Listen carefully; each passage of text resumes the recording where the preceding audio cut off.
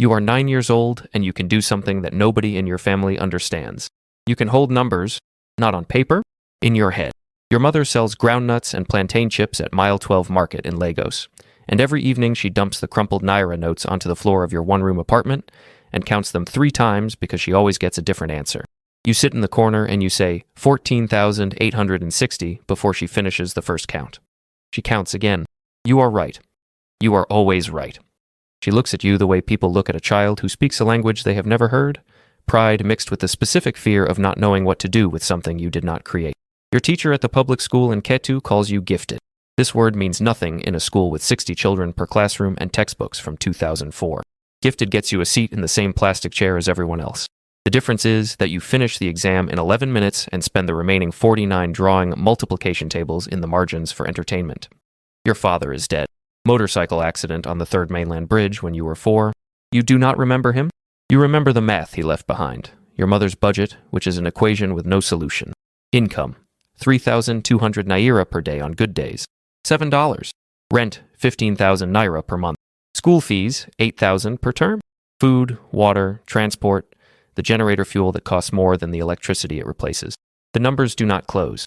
They never close. You are 9, and you understand deficit spending better than most finance ministers because you live inside the spreadsheet. This is your life at every level of drug empire finance. Not the guns, not the product, the numbers. The invisible architecture that turns cash into assets, chaos into order, and crime into a balance sheet that would pass an audit if anyone dared to audit it. Level 1, the counter. You leave school after your WAEC exams. Results, distinction in mathematics and economics. Irrelevant. The results buy nothing. Your mother needs help at the stall, and the stall needs someone who can count. But a man named Chief Bassi finds you first. Chief Bassi runs an electronics import operation in Alaba International Market, the largest in West Africa. Phones, generators, inverters, arriving in containers from Guangzhou and disappearing into the economy without touching a customs ledger. Chief Bassi has 19 employees, and not one of them can reconcile his books because his books exist in 4 different notebooks, 2 phones, and a WhatsApp group where transactions are recorded as voice notes in Igbo. You reconcile them in 3 days. You sit on the floor of his warehouse with the notebooks and a calculator, and you find 4.3 million Naira that Chief Bassi did not know he was owed. $9,400. He looks at the number. He looks at you. He gives you a job. 80,000 Naira per month to keep his books clean. $175. You are 16 and you are the CFO of an illegal import operation. And you do not think of it that way because in Lagos the word illegal applies to so many things that it has lost its teeth. You learn double-entry bookkeeping from a YouTube channel run by an Indian accountant with a soothing voice. You build Chief Bassi a spreadsheet that tracks inventory, receivables, payables, and the cash payments to customs officials, listed as logistics facilitation because language is the first tool of laundering and you are learning to use it before you know what laundering means. Level 2. The Bookkeeper. Chief Bassi introduces you to a man who does not give his name. He gives you a phone number and an amount, 340 million Naira, $740,000. He wants you to account for it, not hide it. Account for it. Create a record of where it came from that is believable enough to deposit in a bank and clean enough to invest in real estate and detailed enough to survive a question from the EFCC, the Economic and Financial Crimes Commission, which asks questions the way a dog barks at cars, loudly, routinely, and with no intention of actually catching anything. The money comes from cocaine. You know this the way you know the weather. It is obvious, it is ambient, it is not something anyone says out loud. The man with no name is a financial intermediary for a network that moves product from South America through West Africa to Europe. Lagos is a transit point. The money stays. You build a paper trail. 3 construction companies that exist only as registration documents. 14 invoices for building materials never purchased. A consulting contract with a firm in Dubai that has a website and a phone number and no employees. The 340 million Naira enters the banking system as revenue from legitimate commerce. It takes you 11 days. Your fee, 5%. 17 million Naira, $37,000. You are 19. You send 2 million to your mother. You tell her Chief Bassi gave you a bonus. She buys a freezer for the stall. She starts selling cold drinks alongside the groundnuts. Her daily revenue increases by 40%. You built your mother's business expansion with cocaine money laundered through phantom construction companies. You do not think about this. You think about the spreadsheet. Level 3, the architect.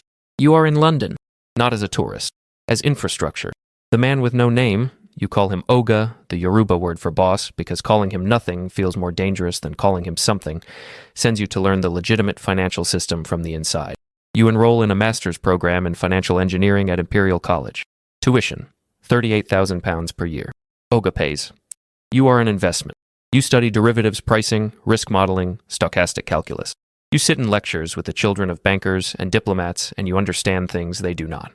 Not because you are smarter, but because you have already seen what money does when it has no name. They study theory. You study camouflage. You graduate with distinction.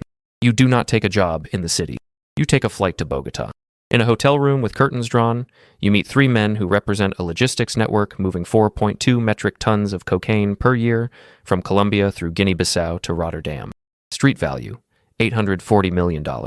Their problem is not production, not transport, not distribution. Their problem is the money. $840 million in cash that cannot enter the banking system, cannot be invested, cannot be spent without attracting the attention of financial intelligence units in 14 countries. You build them a system. Layered, elegant. Cash converted to gold in Dubai souks. Gold exported to refineries in Switzerland as artisanal mining output. Refined gold sold on the London bullion market. Proceeds wired to holding companies in Singapore.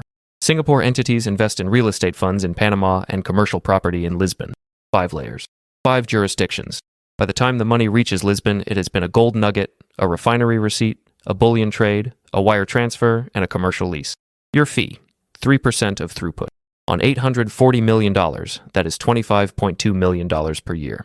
You are 23. Level 4, the controller. You do not live anywhere. You exist in the space between jurisdictions, Dubai for 3 months, Lagos for 2, London for 6 weeks, Bogota for 10 days. You have 4 passports. Nigerian. British, acquired through your imperial degree and 5 years of tax filings on declared consulting income. Dominican. Vanuatu. Purchased for $130,000 through a citizenship program that asks fewer questions than a hotel checkout. You manage the financial architecture for 3 separate networks. The Colombia-Rotterdam pipeline, a synthetic fentanyl operation shipping from Guangzhou through the Philippines to the American West Coast. A methamphetamine supply chain linking Myanmar to Australia through Fiji. Each network independent, each unaware of the others. You are the common thread. The accountant who appears in no org chart, carries no product, touches no weapon, and understands every dollar. Combined throughput, $2.1 billion. Your fee, 2 to 4%. Annual income, approximately $58 million, distributed across 31 entities in 9 countries. You own nothing in your own name. You control everything through trusts and nominees so layered that unwinding them would take a forensic team 3 years and 4 international cooperation agreements. You have a flat in Dubai Marina. Rented? Anonymous. You eat alone most nights. Pad thai from a delivery container. Watching construction cranes and thinking about your mother's stall and the crumpled naira on the floor. The distance between that room and this one is not measured in miles. It is measured in the number of lies between the first spreadsheet and the last. Level 5, the shadow. A DEA operation in Rotterdam seizes 1.8 metric tons and arrests 14 people. The supply chain is exposed. The money chain is not, because the money chain has no names, no meetings, no fingerprints. It has spreadsheets and shell companies and gold receipts and a man in a Dubai apartment who eats pad thai and does not exist. You receive a signal message. 6 words. Rotterdam is down. Money is safe. You delete the message. You finish your dinner. You feel nothing. Not relief. Not fear. Nothing. And the nothing is the thing that should concern you, but it does not, because feeling nothing is the most efficient emotional state for a man whose value depends entirely on being precise under pressure. 3 networks become 2. You replace the Rotterdam pipeline revenue with expanded services to the Myanmar-Australia operation, which is growing at 40% annually because methamphetamine demand in Melbourne and Sydney is a function of demographics and despair, and neither of those is slowing down. You build a cryptocurrency layer. Bitcoin purchased through peer-to-peer exchanges in Southeast Asia, mixed through decentralized protocols, converted to stablecoins, parked in DeFi lending pools that generate yield on money that was, 17 steps ago, a cash payment for methamphetamine in a parking lot in Mandalay. The yield is 4.7%. You report it on no tax return. The money earns money. The crime compounds. Your mother is 63. You built her a house in Lekki, 4 bedrooms. A generator that runs on diesel because the power grid in Lagos is a philosophical concept rather than an infrastructure reality. She has 2 employees at the stall now. She still counts the notes herself every evening. She still gets a different number each time. You visit twice a year and sit in her kitchen, and she feeds you jollof rice and asks when you will marry, and you say soon, and the word dissolves in the air between you like smoke. Level 6, the reckoning. A former associate, a freight forwarder in the Philippines, is arrested by the and offers cooperation in exchange for a reduced sentence. He does not know your name. He knows a signal handle and a wallet address. The wallet address connects to a mixer. The mixer connects to a DeFi pool. The pool connects to a chain of transactions that, if followed with sufficient patience and subpoena power, lead to a Vanuatu-registered trust that manages a Dubai property lease that pays rent to an account that once, in a single, careless transaction, received a wire from a Nigerian bank where a 16-year-old boy once reconciled Chief Bassey's notebooks. The chain is thin, thread thin, but it exists, and the FBI Transnational Organized Crime Unit has a forensic blockchain analyst named Chen who has been following threads for 7 years and does not get tired. You do not know about Chen. You do not know about the thread?